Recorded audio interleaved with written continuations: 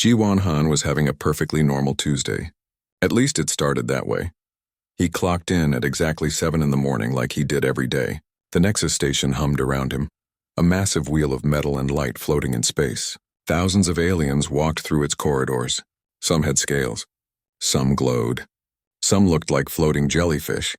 Ji-won had stopped being surprised by strange creatures months ago. He was a maintenance technician. His job was simple: fix things that broke. The station had a lot of things. Many of them broke often.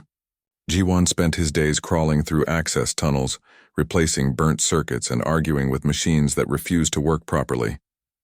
Today felt the same as yesterday. His supervisor, an older man named Taemin, handed him a list of repairs. A broken air filter on level 3, a stuck door on level 7, a weird noise coming from the water recycling system. Standard stuff. By noon, Ji-won had fixed most of the list. His stomach rumbled. Time for lunch. He grabbed his bag from his locker and pulled out his sandwich. Kimchi and pork wrapped in white bread. The smell made his mouth water. The break room was crowded and loud. Ji-won wanted quiet. He walked through the corridors looking for an empty spot. That was when he saw the door. It was in a section he did not usually visit. The door panel blinked red and yellow. Warning colors. Ji-won frowned. A malfunctioning door was dangerous. People could get trapped. Or worse, the seal could break and vent atmosphere into space. He should report it. Fill out a form. Let someone else handle it. But Ji-won was already here and he had his tools. It would take 2 minutes to fix. Maybe 3. He pulled out his maintenance tablet and overrode the lock. The door slid open with a soft hiss. Ji-won stepped inside. The room beyond was strange. Not dangerous strange, just weird. It was circular, with smooth white walls that seemed to glow from within. Holographic displays floated in the air, showing symbols Ji-won did not recognize. In the center of the room stood a pedestal with a glowing blue sphere on top. Ji-won looked around. No signs, no labels. Probably some kind of meeting room. The aliens had weird taste in decoration. He sat down on the floor near the wall and unwrapped his sandwich. Might as well eat here. It was quiet, private, perfect. As he took his first bite, the room changed. The holograms flickered and multiplied. Suddenly, there were dozens of them, layered on top of each other. They showed the same corridor from different angles. Or maybe different corridors that looked similar. It was hard to tell. Ji-won sighed. Great. A broken projection system. He stood up, still holding his sandwich, and walked toward the nearest hologram. He waved his hand through it. The image rippled but did not disappear. He pulled out his tablet and tried to access the room's systems. Nothing. The network here was isolated. Weird, but not impossible. Some secure areas ran on separate systems. The holograms kept shifting. Now they showed paths branching in impossible directions. Ji-won squinted at them. It reminded him of a wiring diagram. Complicated and messy, but ultimately logical. You just had to trace the connections. He walked forward, following what looked like the main path. The holograms parted around him. Some flickered and vanished. Others grew brighter. It was like walking through a badly rendered video game. After a few minutes, Ji-won reached the pedestal. The blue sphere pulsed with light. Next to it, a small panel had appeared. It showed a single button labeled in English. Reset. Ji-won pressed it. The holograms vanished instantly. The room returned to normal. The sphere stopped glowing. He nodded, satisfied. Problem solved. He sat back down and took another bite of his sandwich. That was when the alarms started. Loud, blaring alarms. Red lights flashed in the corridor outside. Ji-won jumped to his feet, stuffing the rest of his sandwich into his mouth. What had he done? Did he break something? He ran to the door. It opened easily now. Outside, aliens were rushing past, all heading in the same direction. They looked excited. Some were shouting in languages Ji-won did not understand. A floating crystal appeared in front of him. It pulsed with colors and spoke in a voice that sounded like wind chimes. Ji-won's translator earpiece crackled to life. You, the crystal said. You completed the first trial. Trial? Ji-won asked. I just fixed a broken hologram. The crystal spun faster. Impossible. The maze of infinite reflection has stood unsolved for 200 cycles. No being has successfully navigated its dimensional layers without specialized enhancement. I just walked forward and pressed reset, Ji-won said. The crystal made a sound like shattering glass. This is unprecedented. You must come with me. Immediately. Before G1 could protest, more aliens arrived. A tall reptilian creature with golden scales pushed through the crowd. It stared at G1 with yellow eyes. A human, it said. This small creature completed the first trial. Apparently, the crystal replied. The reptilian laughed. It sounded like rocks grinding together. Luck, pure luck. The trial must have malfunctioned. The trials do not malfunction, the crystal said coldly. G1 raised his hand. Can someone please explain what is happening? I was just eating lunch. The crystal turned to face him fully. You have entered the Chamber of Ascension. The trials within test beings for worthiness. They are sacred challenges designed by the Ancient Ones. Completing even one grants great honor. I did not mean to, G1 said. The door was broken. I just wanted to fix it. The door was not broken, the crystal said. It was locked. Only those who accept the challenge can enter. My maintenance override must have. The room behind him suddenly blazed with light. G1 spun around. The chamber had activated again. But now it was different. Flames appeared in the air, dancing and twisting. Heat washed over him. The second trial. The crystal shouted. The trial of eternal flame. You must leave immediately. But G1 was already moving. Not away from the flames, but toward them. The heat was uncomfortable, but not unbearable. He had worked in worse conditions. The furnace room on level 9 got hotter than this. He spotted the problem quickly. The environmental controls were overloading. The temperature settings were maxed out. Simple fix. He found the control panel hidden behind a holographic flame and adjusted the settings back to normal. The flames vanished. The temperature dropped. G1 turned around. Every alien in the corridor was staring at him. The crystal had stopped glowing entirely. The reptilian's mouth hung open. What? G1 asked. Was I not supposed to turn it off? Someone started clapping. Then someone else. Soon the entire corridor erupted in noise. Aliens were cheering, shouting, making sounds G1 had never heard before. A woman pushed through the crowd. She was human, wearing a formal suit with an official badge. Her face was pale with shock. G1-hun? She asked. Yes. I am Mirai Song, human liaison to the Galactic Council. She grabbed his arm. We need to talk. Right now. Am I in trouble? G1 asked. Mirai laughed. It sounded slightly hysterical. Trouble? No. You just became the most famous human in the galaxy. I just wanted to eat my sandwich, G1 said quietly. The crystal floated closer. Its voice was filled with something that might have been awe. 3 trials remain active. Will you continue? Can I finish my lunch first? G1 asked. The crystal paused. Then it said, that is acceptable. G1 woke up to the sound of his door chime. He groaned and checked the time. 5 in the morning. Who would visit this early?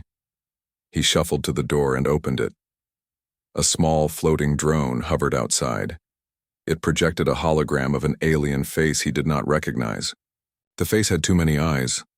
Ji-Wan-Han, the alien said. I represent the Galactic News Network. Would you answer a few questions about your incredible achievement? Ji-Wan closed the door. The chime rang again immediately. He ignored it and went back to bed.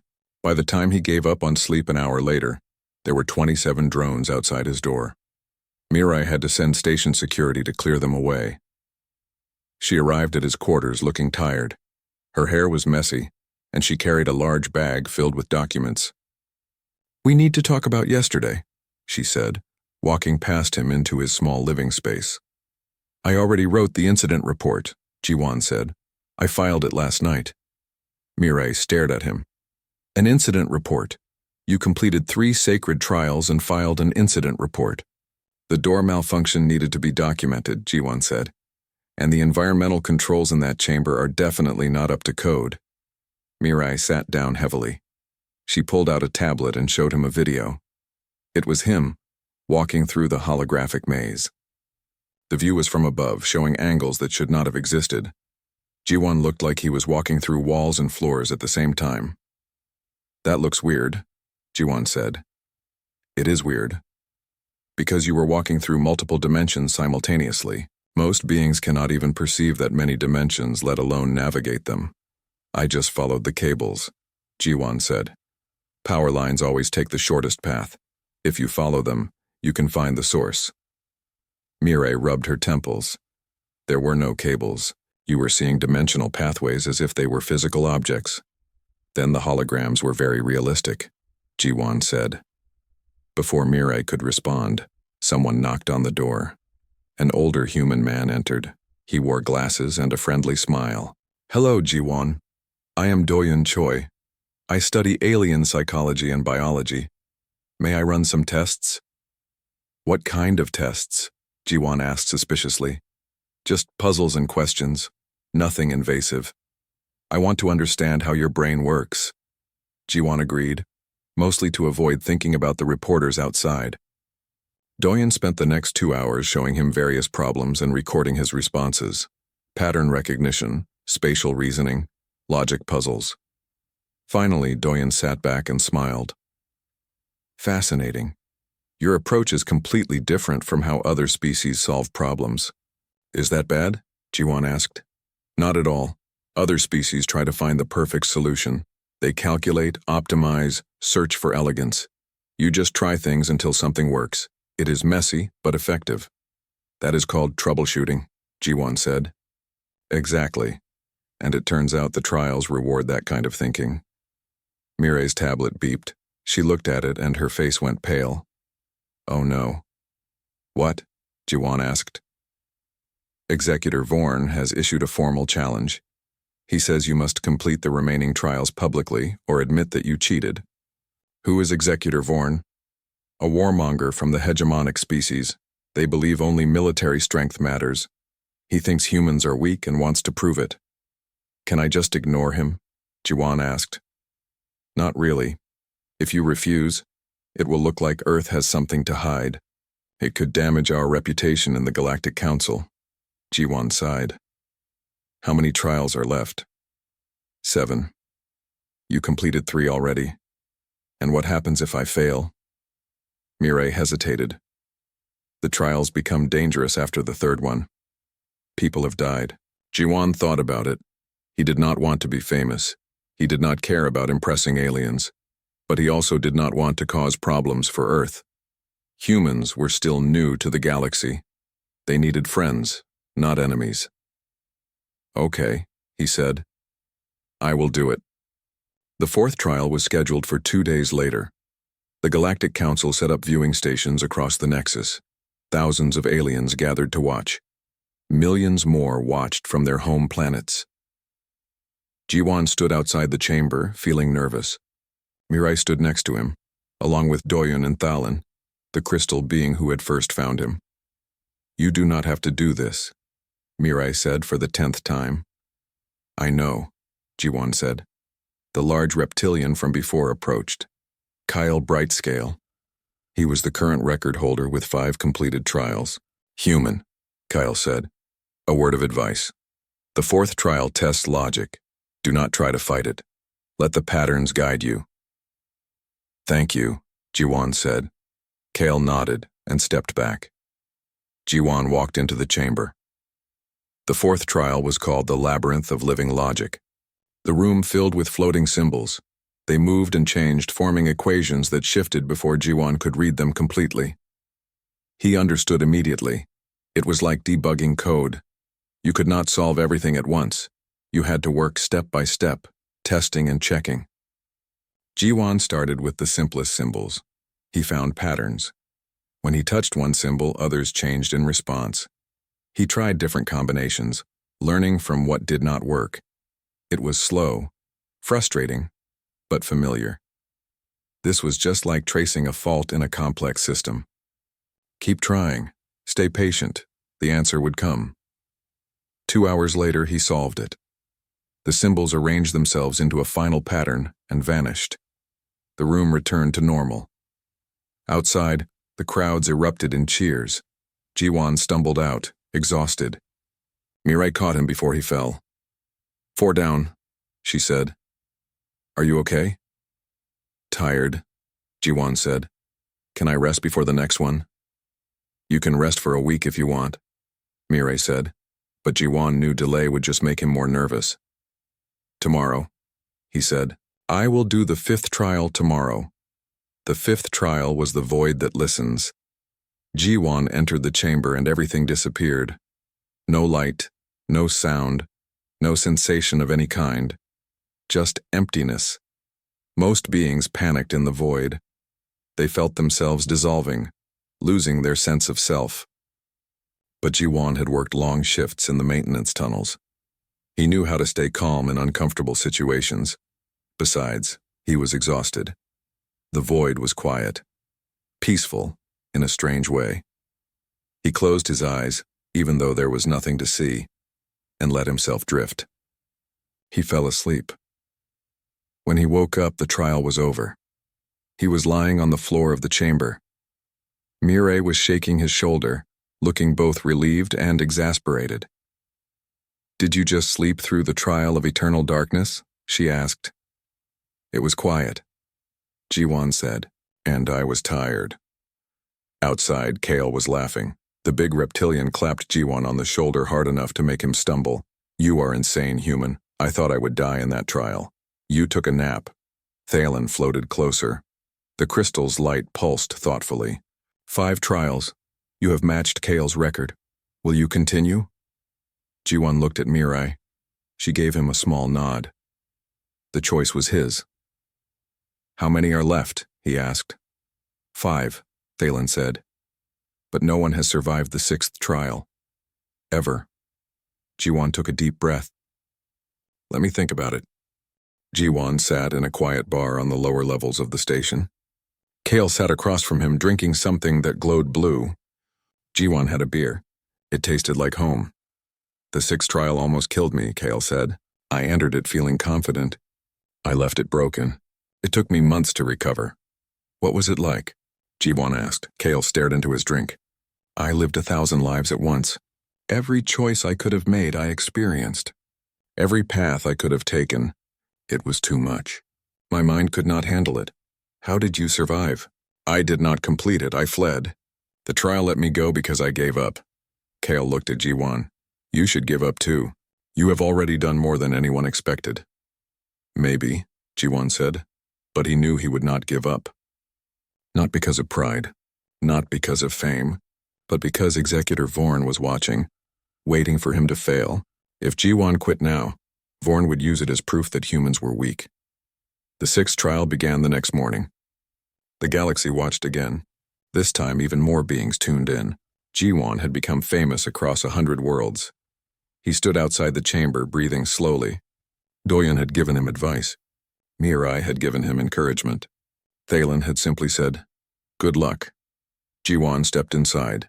The world split apart. Suddenly he was in 10 places at once. No, 100. 1,000. Each version of the room showed a different path forward. In one he turned left. In another he turned right. In another he stood still. Each choice led to more choices. Each path branched into infinite possibilities. Ji-won felt his mind stretching, trying to hold it all at once. He stumbled and almost fell. This was too much. Too complicated. How was anyone supposed to process this? Then he remembered something. A broken water pipe on level 5 6 months ago. The system had multiple redundancies, each one failing in a different way. Fixing it all at once was impossible, so Ji-won had not tried to fix it all at once. He had isolated each problem, shut down parts of the system, tested them one by one. He could do the same here. Stop trying to see everything. Focus on one path, test it. If it failed, try another. Ji-won closed his eyes and ignored the chaos. He picked one version of the room and focused only on that. When he opened his eyes, the other paths dimmed. Not gone, but less overwhelming. He walked forward. The path ended in a wall. Dead end. He backed up and tried a different route. Another dead end. He tried again. And again it took hours. His head throbbed. His vision blurred. But slowly, methodically, he eliminated the impossible paths. Eventually, only one remained. He followed it to the end. The chamber returned to normal. He collapsed to his knees, gasping. Mireille rushed in and helped him stand. 6 trials. You did it. That one was hard, Ji-won admitted. He spent the next day in medical. The doctor said he was healthy but exhausted. They recommended a week of rest. Ji-won agreed. But on the 3rd day, Mireille burst into his quarters, her face pale. Someone sabotaged the trials, she said. What? Whisper Through Stars detected anomalies in the system.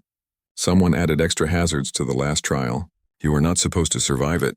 Ji-won sat up slowly. Who? We think it was Executor Vorn, but we cannot prove it yet. What about the next trials? Ji-won asked. Are they safe? Mirai hesitated. We do not know. Thalen is checking the system now. But Ji-won, you need to stop. It is too dangerous. Can I stop?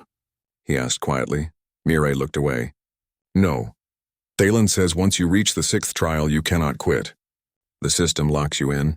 If you do not complete all 10, your consciousness will be trapped in the testing chamber forever. Ji-won laughed bitterly.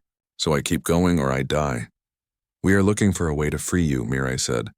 Daoyan is working with engineers from 6 different species. Please just wait. How long will that take? We do not know. Ji-won stood and walked to his window. Outside, the stars glittered in the darkness. Somewhere out there, people were watching him, waiting to see if he would fail. I will do the 7th trial tomorrow, he said. Ji-won, the longer I wait, the worse it will get. I need to finish this. The 7th trial was called the Ocean of Infinite Depth. When Ji-won entered, he immediately felt pressure. Not physical pressure, but mental. Information poured into his mind. Data, memories, thoughts that were not his own. It was like drowning in an ocean. Everywhere he turned, more information flooded in. He could not think, could not focus. His own thoughts dissolved in the tide. He was losing himself.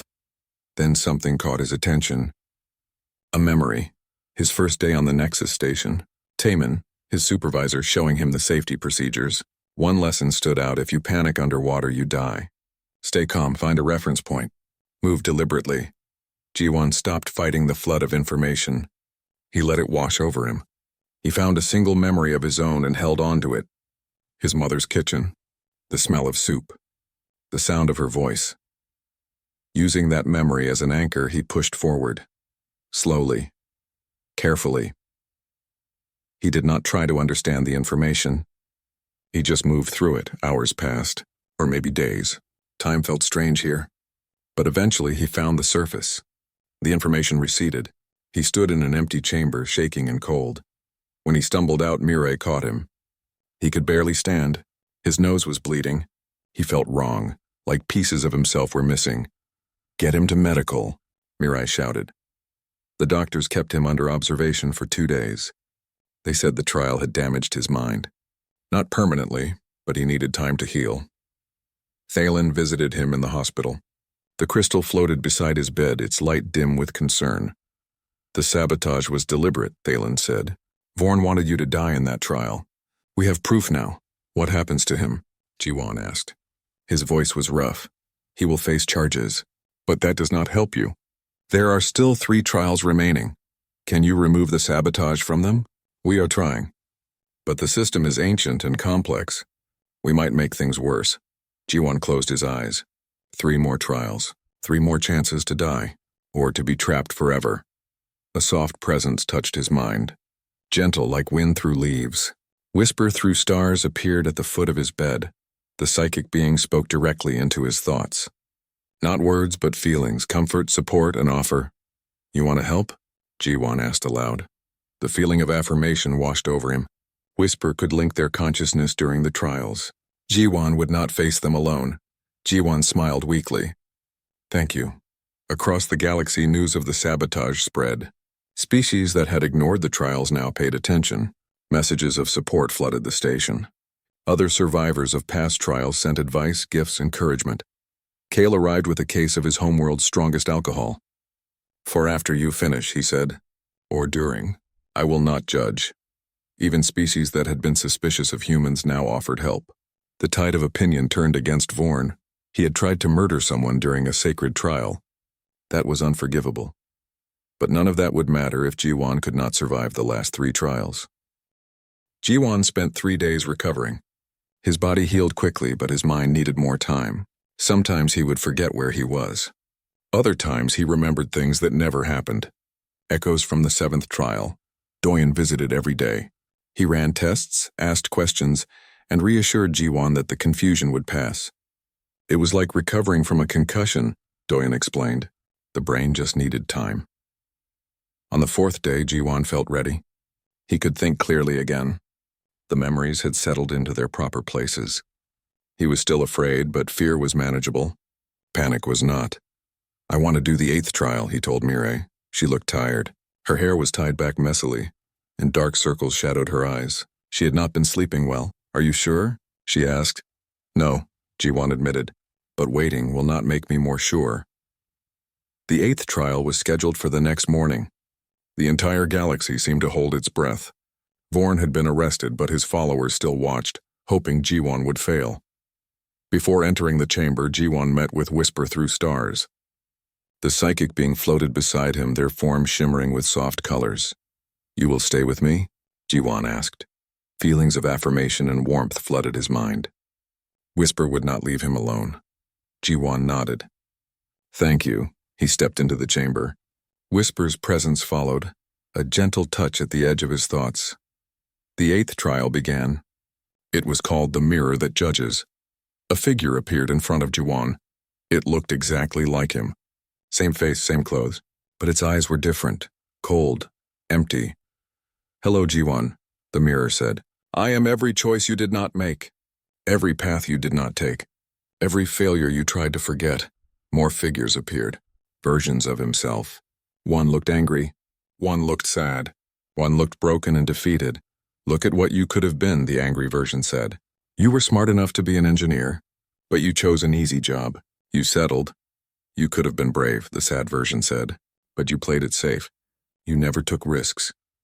"You are ordinary," the broken version whispered. "Forgettable. Nothing special." Ji-won felt Whisper's concern through their link. The psychic being was worried. This trial was meant to break confidence, to make people doubt themselves. But Ji-won just felt confused. "I know I am ordinary," he said to the mirrors. "I never thought I was special." The mirrors froze. "I am a maintenance technician," Ji-won continued. "It is not glamorous work, but it is important. Things break. Someone has to fix them. I am good at that. That is enough for me." The angry version stepped closer. "You do not feel ashamed?" "Of what? Having a stable job? Being reliable?" "No, I do not feel ashamed." "But you could have been more," the sad version insisted. Ji-won shrugged. "Maybe, but I am happy with what I am. I have friends. I do good work. I sleep well at night. Is being more important than being content?" The broken version shook its head. "You are supposed to regret, to doubt, to wish you had made different choices." "I made the choices that felt right at the time," Ji-won said. "Sure, some were mistakes. I could have done things differently. But I learned from the bad choices. They made me who I am. Why would I regret that?" The mirrors began to fade. They looked confused, as if they did not understand. "Thank you for reminding me to keep improving," Ji-won said to them. "I will try to be better tomorrow than I am today. But I am okay with who I am right now." The mirrors vanished completely. The chamber returned to normal. Ji-won stood alone, breathing slowly. Whisper's presence radiated surprise and admiration. The trial had expected arrogance or self-hatred. It found neither, just honest self-acceptance. Outside, the crowd was silent. Then someone started clapping. Soon everyone joined in. Even Kale was cheering. Mireille hugged Ji-won tightly. 8 trials. 2 more to go. Can I rest for a day? Ji-won asked. You can rest for as long as you need, she said. But Ji-won knew he would not rest long. The trials were pulling at him now. He could feel their presence in his mind, waiting. 2 more, just 2. The next day, he entered the 9th trial, the Symphony of Chaos. This one was different from all the others. There was no structure, no pattern, no logic. The chamber filled with random sensations, colors that had no names, sounds that hurt, smells that made no sense. Everything was chaos, pure absolute disorder. Most species could not handle it. They needed order. They needed patterns. Without structure, they fell apart. But Ji-won had grown up in a universe governed by entropy. Chaos was natural, expected. He did not fight it. Instead, he moved through it. When the floor shifted, he shifted with it. When the walls screamed, he covered his ears and kept walking. When gravity reversed, he crawled. Whisper stayed with him, a steady presence in the madness. Together, they endured. Ji-won did not try to understand the chaos. He did not search for meaning. He just accepted it and kept moving forward. Hours passed, or maybe minutes. Time had no meaning here. But eventually the chaos began to fade. The random sensations decreased. The chamber grew quiet. Jiwan stood in an empty room. He was exhausted. His body ached. His mind felt scraped raw. But he was alive, 9 trials complete. 1 remained. When he stumbled out of the chamber, the crowds were massive. Beings from 100 species had gathered to witness history. No one had ever reached the 10th trial. Thalen floated forward, its crystalline form pulsing with complex emotions. Pride, fear, hope. The 10th trial awaits, Thalen said. But I must warn you. We know nothing about it. Everyone who has reached it has died. Their memories were erased from our records. How did they die? Jiwan asked. We do not know. The chamber was empty when we found them. Just bodies, no wounds. No signs of struggle. Just death. Mirai grabbed Jiwan's hand. You do not have to do this right now.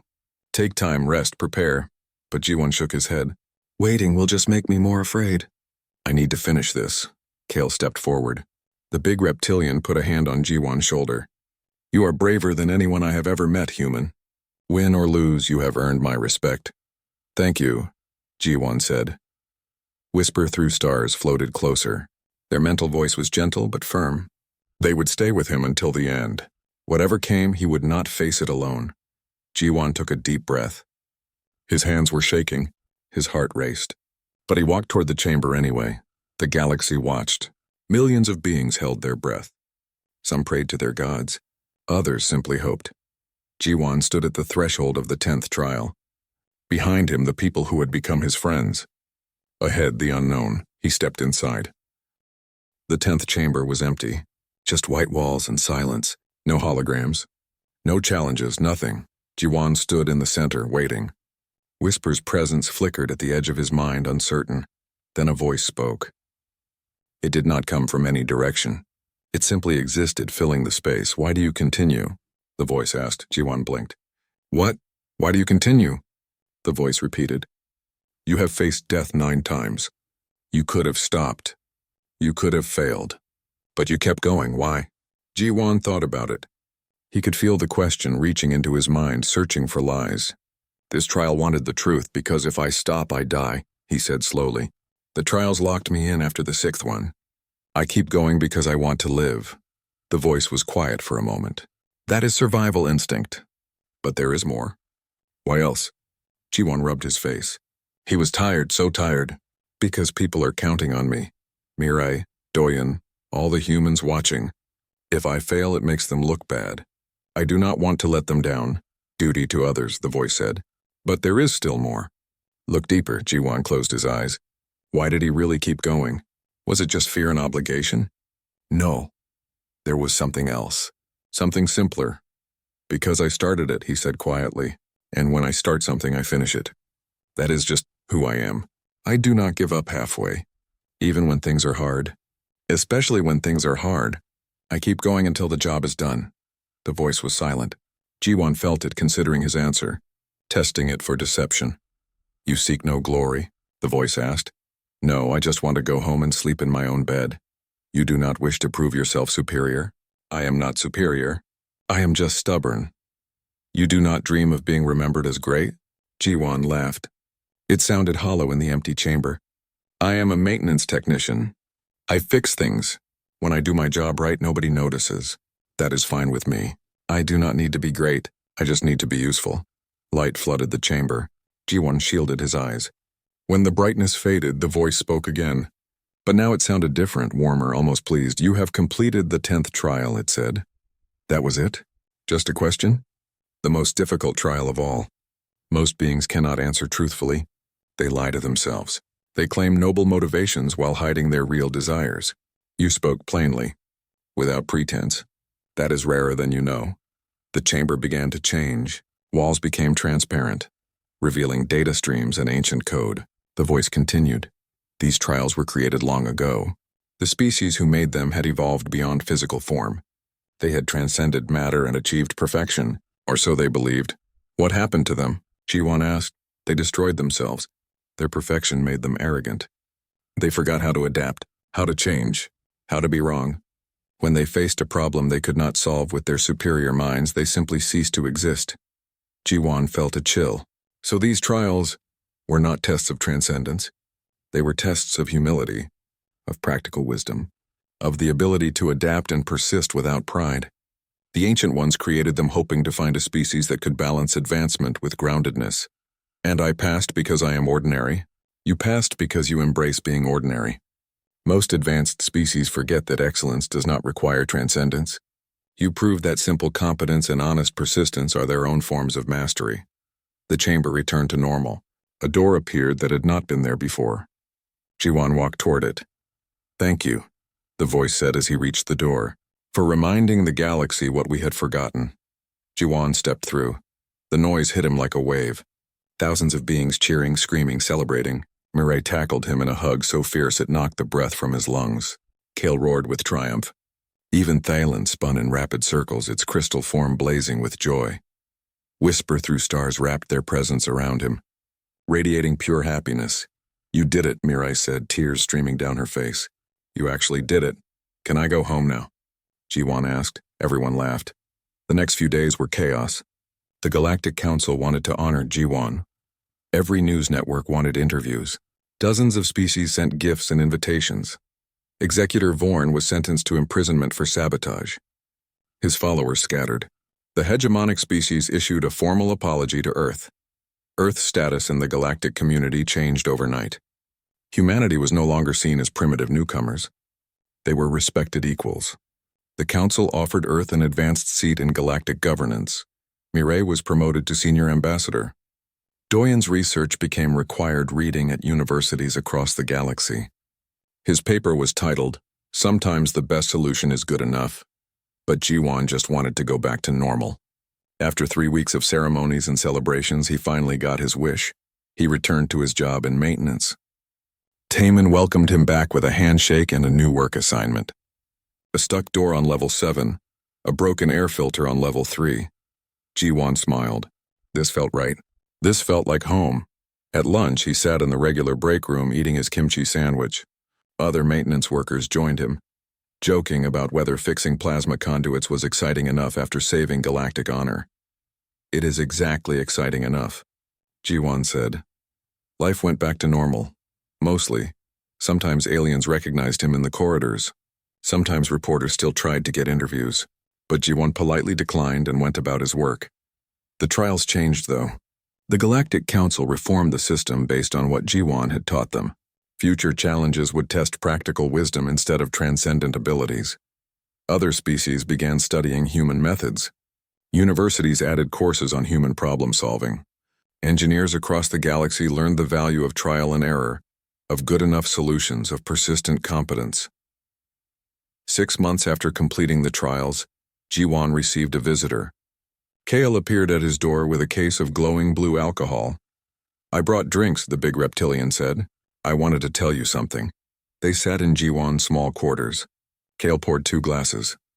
"Watching you made me realize something," Kale said. "I was trying so hard to be great that I forgot to be good. So I went back to school. I am learning engineering now." "That is wonderful," Jiwan said. "It is thanks to you. You showed me that there is honor in practical work, in being useful instead of being legendary." They drank together, talking late into the night. When Kale finally left, Jiwan felt content. Mireille visited the next day. She had news. The Council was reforming not just the trials, but their whole approach to evaluating civilizations. They wanted to value different kinds of excellence. "You changed the galaxy," she said. "I just fixed some broken systems," Jiwan replied. Mireille smiled. "Exactly." Whisper Through Stars remained connected to Jiwan. The psychic being checked in regularly, their friendship deepening. They became Earth's most enthusiastic advocate, spreading appreciation for human culture throughout the galaxy. Doyen continued his research. He discovered that many species were reassessing their own approaches to problems. The human method of practical persistence was spreading. One evening, Jiwan received another maintenance call. A broken door panel in a restricted area. He grabbed his tools and headed out. When he arrived, Mireille was waiting outside. She grinned at him. "This is not another trial chamber, is it?" Jiwan asked suspiciously. "No, just a regular broken door, probably." Jiwan laughed. He opened his toolkit and got to work. Just another day. Just another repair. Exactly the way he liked it. In a universe full of beings trying to become gods, the human just wanted to do his job well and go home for dinner. And that, it turned out, was exactly what made him special.